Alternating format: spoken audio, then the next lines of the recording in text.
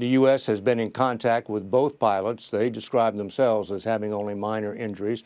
One is already back in U.S. hands. The other is in the process of being returned.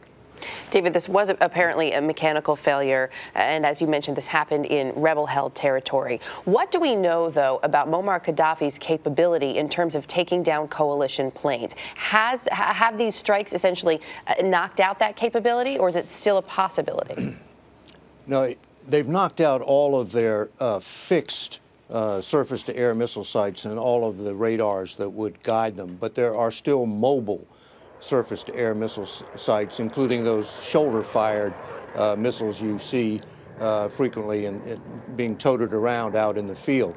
However, those usually cannot reach as high as American planes fly. American planes can now bomb from over 20,000 feet, and so they're out of range.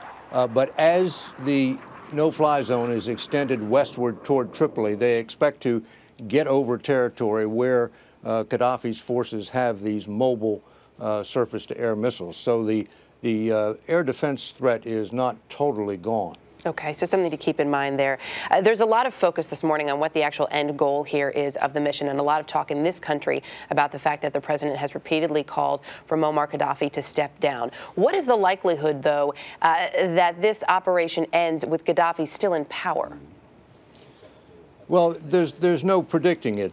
The operation, the military operation, has a limited goal of protecting civilians from attack by Gaddafi. So you can see where you could protect civilians from attack without getting rid of Gaddafi. But I'm sure that the U.S. is not going to regard this operation as a success unless Gaddafi goes, because not only is there this military operation going on, there are sanctions and all manner of efforts to keep him isolated. So you can see this endgame to the military operation where he remains in official power in Tripoli, but has no control over the rest of his country.